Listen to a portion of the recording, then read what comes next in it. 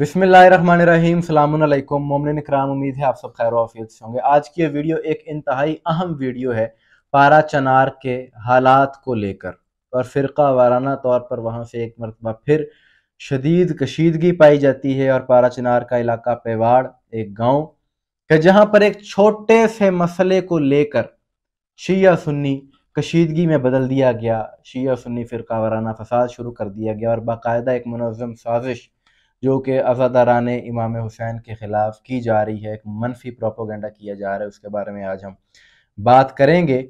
और इस मौजू के आगाज़ में गालिब के 4 मिसरे मुझे याद आ गए कि जो उसने जोहलाए अरब के लिए लिखे थे कि कहीं पानी पीने पिलाने पे झगड़ा, कहीं घोड़ा आगे बढ़ाने पे झगड़ा, यूं ही रोज़ होती थी तकरार उनमें, यूं ही चलती रहती थी तलवार उनमें। ये बज़ाहिर तो जोहलाए अरब की बात हो रही है, लेकिन ये शेर वहाँ के नासबियों पर भी फिट आता है कि जो बात बात पर फ़िरका वाराना कशीदगी, फ़िरका वाराना लड़ाई, फ़िरका वाराना फसाद वहाँ पर फैलाते हैं।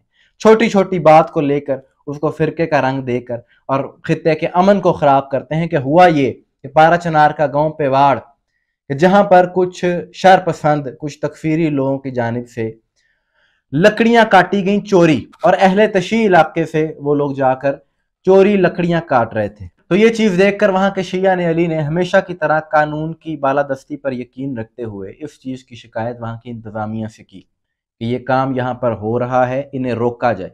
कानूनी तकाज़ों के मुताबिक वहाँ पर FIR की भी दरख्वास्त दी गई, लेकिन जहाँ पर इंतज़ामिया में अच्छे लोग हैं वहाँ पर बुरे भी पाए जाते हैं। और हमारे यहाँ तो ये बात कही जाती है कि इंतज़ामिया किसी सानहे पर, किसी वकूए पर तब पहुँचती है कि जब डाकू वारदात करके भी 1 घंटा हो जाता है उन्हें जाए हुए भी, वो लोग ना पहुंचे। लेकिन इस इंतजामिया की नाअहली का कितना नुकसान हुआ, ये कितनी नुकसानदेह थी, इस चीज का अंदाजा आपने खुद लगाना है। जब उस मेंगल कबीले के लोगों के खिलाफ कार्रवाई ना की गई, कि जब वो लकड़ियां काट रहे थे, तो वहां के मोमिनीन ने उन्हें खुद रोका, और जब खुद रोका तो आगे से लड़ाई की गई, आगे से फायरिंग की गई उन पर। जब वहां पर कशीदगी बढ़ी, जब वहां पर झगड़ा हुआ, जिसके नतीजे में 11 से जायद जानें ज़ाया हो गई और इतना बड़ा सानहा हो गया। और फिर इस चीज़ को शिया सुन्नी कशीदगी का रंग दिया गया, और हमारे मीडिया ने हमेशा की तरह हस्बे आदत इस मामले पर बिल्कुल खामोशी इख्तियार की गई है, और इस पर कोई आवाज़ उठाने वाला नहीं है। और पेवाड़ गांव जो कि अहले तशी जहां पर अक्सरियत में है, वहां का अफवाज ने मुहासरा किया हुआ है, एक जंग की सी सूरत हाल है। और सुना है और वीडियोस देखी जा रही हैं कि वहां पर टैंक भी लाए गए हैं। सबसे पहली बात तो ये कि इसमें जो कसूरवार, जिसका कसूर सबसे ज्यादा है, वो लोग के जो नाजायज लकड़ी काट रहे थे वहां पर। और अगर आपके इल्म में हो तो लकड़ी काटना किसी जगह पर ये एक बहुत बड़ा जुर्म है, इस पर बाकायदा FIR हो जाती है, इस पर कानून साजी मौजूद है। और दूसरी सबसे बड़ी गफलत वहां की इंतजामिया की है कि जब वहां के शिया ने अली ने उनके खिलाफ दरख्वास्त दी थी, कानूनी तौर पर कानूनी कार्रवाई करने का कहा था, तो फिर क्यों ना की गई। अगर उनके खिलाफ कानूनी तौर पर कार्रवाई हो जाती तो यहाँ तक नौबत ही ना आती। लेकिन अब हमारी हुकूमत पाकिस्तान से गुजारिश है कि इन मामलात को वहाँ पर बैठ कर पुरअमन तरीके से हल किया जाए। ये किसी मसले का हल नहीं है इस तरह से वहाँ पर एक जंगी माहौल बनना। और जो मुल्क दुश्मन अनासर हैं, बैनुल-अक़वामी मीडिया, आप ट्विटर पर जाकर देखें किस तरीके से इस चीज़ को पेश कर रहा है कि वो इसको फ़लस्तीन की तरह का एक माहौल बनाकर पेश कर रहे हैं कि ये किस तरह का खेल है जो पाकिस्तान में खेला जा रहा है। इस चीज़ के बारे में सोचने की ज़रूरत है। हम अफवाज पाकिस्तान के साथ हैं, उनके मौक़िफ़ के साथ हैं, उनके मंशूर के साथ हैं। ये अफवाज मुल्क की सलामती और बका की ज़ामिन हैं। और पाकिस्तान के मुल्क के जो दुश्मन हैं वो ये तकफीरी सोच रखने वाले हैं कि जो हर चीज़ में फ़िरका वारियत निकाल लेते हैं। आप देखें, इनकी सियासत में फ़िरका वारियत है, इनके कारोबार में फ़िरका वारियत है, इनकी तालीम में फ़िरका वारियत है। और ये बातें मैं अपनी तरफ से तो नहीं कर रहा।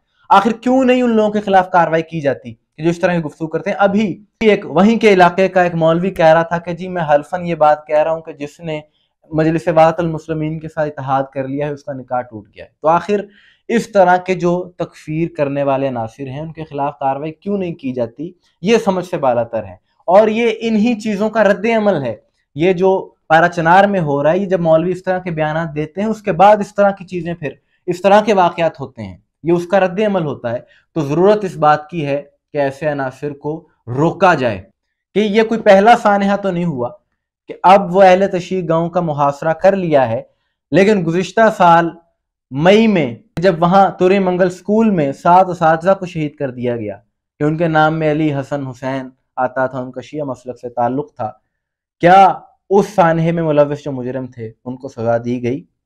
یا پھر گزشتہ برس کے ہی آخر میں جو مومنین کو ٹارگٹ کیا گیا، چن چن کر گاڑیوں سے اتار کر شہید کیے گئے، کیا ان مجرموں کو ان کو سزا دی گئی قانونی طور پر؟ یا قوم کی بیٹی ڈاکٹر رقیہ جن کو والد کے سامنے شہید کیا گیا، ان کا جرم یہ تھا کہ وہ شیعہ تھیں، کیا اس کے قاتل کو سزا دی گئی؟ یہ ایک سوال ہے کہ شیعہ نے علی تو بڑی پرامن قوم ہے، ہم نے تو شہادتیں دے کر بھی اس ملک کے امن کو خراب نہیں کیا، اس لیے کہ ہم کربلا والوں کے ماننے والے ہیں، نفرت ہمیں آتی ہی نہیں ہے۔ لیکن یہ جو میں نے واقعات آپ کو بتائے، یہ تو وہ ہیں کہ جو میڈیا پر آ گئے، جو منظر عام پر تھے، جن کا ہمیں پتہ ہے، نہ جانے ایسے کتنے ہی اور واقعات ہیں کہ جن کے بارے میں خبر ہی نہیں ہے لوگوں کو۔ اور یہ دیکھ کر افسوس ہوتا ہے کہ بہتری کی کوئی امید نظر نہیں آ رہی اس حوالے سے، یعنی یہ واقعات بڑھتے چلے جا رہے ہیں، ایک کے بعد ایک ایسے واقعات ہو رہے ہیں، اور اس کا فرقہ وارانہ طور پر بد امنی تو پھیلتی ہی ہے ملک میں، معاشی طور پر بڑا نقصان ہوتا ہے، بہت زیادہ ٹیلنٹ ہے کہ جو ضائع ہوتا نظر آ رہا ہے۔ ابھی عراق کے دورے پر میری بہت سے پارا چنار کے برادران سے، مومنین سے وہاں پر ملاقاتیں ہوئیں، بڑی محبت سے وہ لوگ ملے، اور انہوں نے بتایا کہ وہ کس طرح سے اپنے جان کی تحفظ کی خاطر وہاں پر مجبوراً انہیں کام کرنا پڑ رہا ہے، اور بڑی اور جابز کر رہے ہیں وہاں پر، اور اگر ان کو یہاں اپنے ملک میں مواقع دیے جاتے تو نہ جانے وہ ملک کی ترقی میں کتنا اپنا کردار ادا کر سکتے تھے۔ اس فرقہ واریت نے اس طرح کے کئی جوانوں کو اپنی لپیٹ میں لیا ہے، اور پاکستان کی ترقی میں یہ چیز رکاوٹ بنی ہے۔ تو اس فرقہ وارانہ سوچ کے خلاف، ان شدت پسندوں کے خلاف قانونی طور پر کارروائی کرنا ہوگی۔ ہمارا حکومت سے پرزور مطالبہ ہے یہ کہ یہ کام کیا جائے، کیونکہ جب تک یہ نہیں ہوگا تب تک پاکستان میں استحکام نہیں آ سکتا۔ پاکستان میں استحکام سیاسی طور پر اگر آ بھی جائے، اگر ان مسائل کو حل نہیں کیا جائے گا تو اس کا کوئی فائدہ نہیں ہو سکتا۔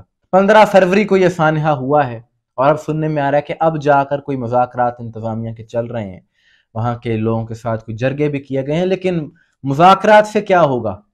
یہ معاملہ حل ہو جائے گا، لیکن اس کے بعد پھر سے مذاکرات کے بعد وہ علاقہ ایک ٹائم بوم کی مانند پھر سے ایک نئے سانحے کے انتظار میں لگ جائے گا۔ ضرورت اس بات کی ہے کہ جو ذمہ داران ہیں، ان واقعات میں ملوث شدت پسند ہیں، جو فنڈڈ ملا ہیں، ان کے خلاف کارروائی کی جائے قانونی طور پر، تاکہ یہ واقعات نہ ہو سکیں۔ اور اس چیز کا بھی خیال رکھنے کی ضرورت ہے کہ محب وطن کون ہے اور ملک دشمن کون ہے، کہ انتظامیہ کو اس چیز کا خیال رکھنا ہوگا، اداروں کو بھی اس چیز کا خیال رکھنا ہوگا کہ ایسے اقدامات نہ کیے جائیں کہ جن سے لوگوں کے دلوں میں اداروں کے لیے محبت ختم ہو جائے۔